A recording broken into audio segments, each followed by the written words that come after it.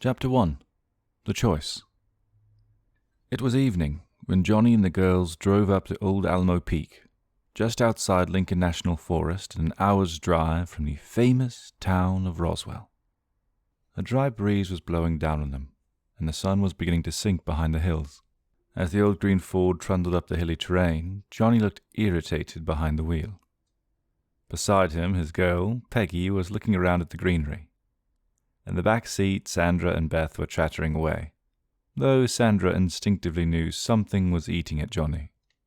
Finally, he broke the silence by directing a question at Sandra. "So, sis, I was under the impression that this was a double date. Where are you hiding him?" It was intended to be mock serious, but Sandra did not miss the edge in his voice. Sandra started as Beth pinched her hand wide-eyed. Peggy provided the briefest of diversions by running her finger down his chin as she asked, "You shaved today?" "Well, you know how it is. I just didn't. Well, I would rather spend some time with y'all here." Sandra was at her incoherent best, which did nothing to soothe Johnny's temper. At 17, he was no longer a boy. His clean-shaven profile gave him that endearing sense of manliness, but Sandra concluded that he was clearly not as mature as he liked to present himself. When they finally reached the peak, Johnny cut the engine and said almost sulkily, "Well, you girls give me a moment. I'm going to have a smoke." "Ugh," Peggy muttered.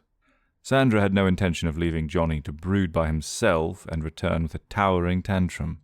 She quietly squeezed Beth's hand in her lap and told Peggy, "I'll just go talk to him." Peggy nodded in response. Sandra went over to Johnny and said, "Just because I didn't bring a boy doesn't mean you can't have a good time with Pegs, you know. Don't ruin your time with her over this, silly." Johnny turned around and interrupted her. "Why did you have to bring her along?" He jerked his thumb toward the back seat of the car. Sandra did not immediately answer, though she felt a sudden stab of anger, or perhaps it was pain. When she found her voice, she said at last, "She is my friend, whether you accept it or not." It could have been something in her voice or the fact that both Peggy and Beth were looking in the direction. Johnny immediately piped down and said, "Sorry, I guess I'd planned this outing a little differently. Beth is welcome, of course." "As she ought to be," Sandra interrupted. Segregation had ended 2 years ago, and Sandra knew that legally Beth's dark skin should not deter her from doing whatever she wanted and with whomever. Still, in practice it would be a while before people would accept her wholeheartedly. Sandra moved closer to Johnny and lightly took the cigarette from his lips, took a small puff, and handed it back to him. His face was somber as he reflected on how his little sister seemed grown up so suddenly, and no longer needed his protection. Beth rolled down the window of the car and hollered, "Hey, Sandra, let's go for that walk." "So, shall we?" she asked, raising her eyebrows. "Pegs and you can have the car all to yourselves." Johnny could never hold out long against Sandra's teasing smile. "Alrighty, sis, as you wish," he replied and laughed, all the tension between them dissipating. As the pair of them walked back to where the car was parked, Sandra ran forward to open the door for Beth, saying, "Boo!" and scaring no one. They had only been a couple of feet away from the car. She then looked at her brother and briefly wondered whether she should tell him about her and Beth. Then suddenly remembering his words from earlier, "Why did you have to bring her along?" she subdued the impulse. He wasn't going to understand it, and he might not be kind to Beth. She would reveal their relationship when the time was right. If such a thing even exists, she thought a little sadly. When they reached the car, Peggy had just stepped out with Beth and was chuckling at some joke Beth had just made. Peggy looked up at Johnny and gave a deep bow as she said, "Oh, the mighty keyholder of the car hath returned." Johnny was just about to give a fitting reply when the sudden rustle of branches nearby made him stop. Peggy gave an involuntary shudder and continued, "This place is really creeping me out. Don't you guys feel like something is watching us?" Sandra sighed. As if a switch had flipped, Johnny's ill humor resurfaced. Even if he said nothing, she could almost read his thoughts. Why are all the women being so difficult today? But instead, he said, looking around, "Come on, nothing is watching us. You've probably watched one horror movie too many." "Beware, my lovely," Johnny laughed. Its words referenced one of the most popular horror movies of the previous year. Peggy was unimpressed and said coldly, "There is no need to laugh. It came from somewhere there." After all, Roswell is not too far. Her trailing words and involuntary shudder accompanied the emphasis she laid in the name of the town. Please just go and check so we can all relax, she finally said. Annoyed, Johnny said, Fine, be right back. They couldn't see him. A light mist had begun to creep along the edges of the trees. It wasn't as hot as before. Let's wait inside, Sandra said, opening the back door. The other two followed suit. The sun was sinking behind the peak a little at a time, and the shadows were lengthening rapidly. The three girls were lost in the scenic beauty right before them, and yet, unconsciously, their ears kept track of Johnny's returning footsteps, and they glanced at the tree line every few seconds as if waiting for something to follow Johnny. Some time slipped by as they continued to talk about the view before them. Peggy was the first to ask the question that nobody wanted to ask. Where's he gone? It has been nearly 10 minutes. He should have come back by now, right? There was a palpable electric energy oozing between the three of them, and yet they knew it did not emanate from them.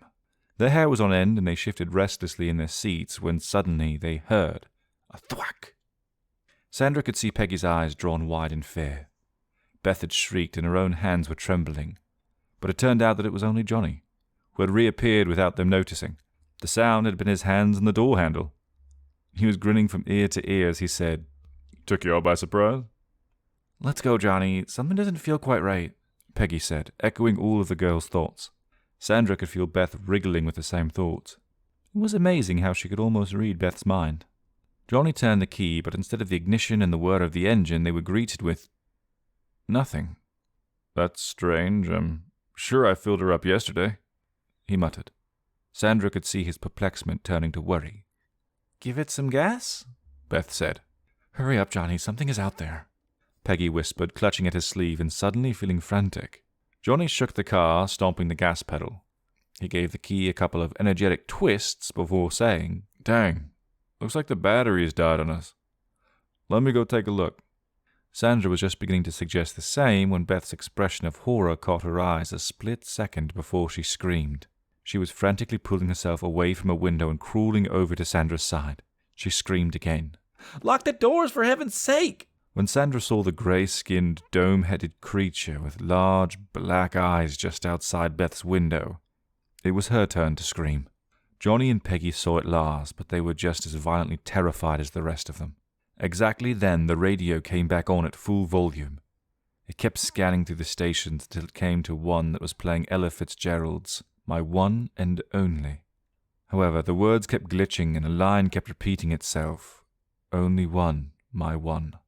As the four looked up, the creature outside pointed to the back seat, held up one of its scaly fingers, and stepped away from the car, motioning for them to follow. All of them saw it, clear as daylight, even though the sun had long sunk beneath the peak. Nobody dared to even breathe for a few seconds, but finally Beth said, What was that? Johnny was the first one to regain his composure. He said, It didn't look human, and since we saw it here near Roswell, I'm assuming it wasn't. So, did it just... trailed off Peggy, seemingly afraid to complete the rest of the sentence. Johnny said dryly, Yes, it wanted us. One of us. Though everyone had surmised as much, his words were confirmation as they looked at each other. Peggy was half screaming and half mumbling, No, no, no, no. Johnny's sense of humor, which was at times inopportune, kicked in, and at a loss for other words, he asked, Volunteers? Peggy looked like a deer trapped in headlights as she said, I don't want to die, please. Sandra exclaimed loudly, Johnny! And Beth looked at him with a stony glare. Yeah, I didn't think so. It was worth a try, though. But you all saw it as I did. I don't think all four of us will be walking away from here on foot.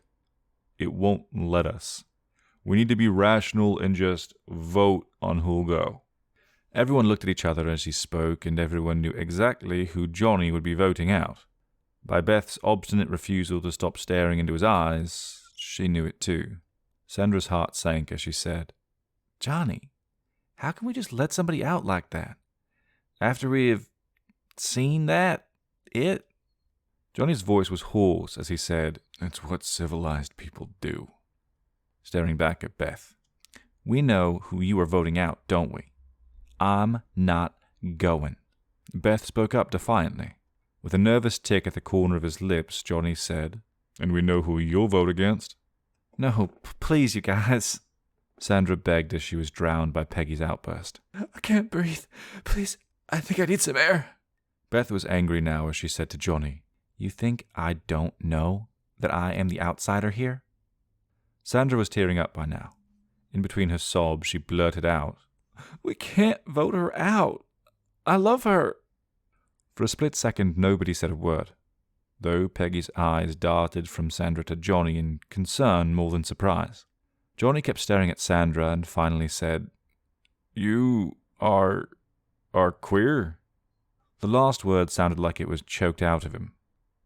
"We are," Beth said and held Sandra's hand.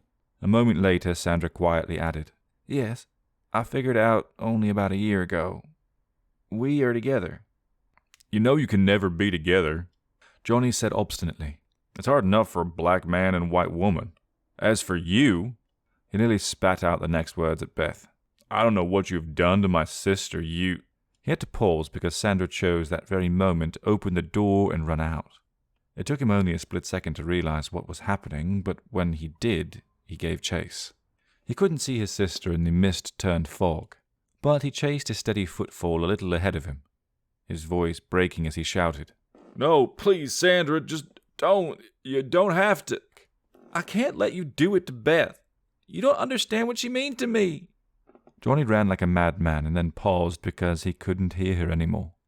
"Sandra!" he shrieked, and just about 20 yards away, in a little clearing, he suddenly saw her illuminated by a monstrous glowing ship. There were 3 more of the grey creatures who were circling around her. She was sobbing hysterically and wildly now. "No, take me. Please, I was voted out." Johnny panted loudly enough for the nearest grey man to look up at him. The creature placed one bony finger up as Johnny nodded, running toward them. A blinding flash erupted in front of him, and all he could feel was getting knocked back. When he opened his eyes, they were gone. Sandra, the 4 aliens, and the ship. He walked back to the car, grasping his injured arm, his eyes red and filled with tears. He looked at Beth, whose eyes were flooded, and Peggy, who was hysterically sobbing into her handkerchief. When he quietly turned the key, the radio blared, "Only you."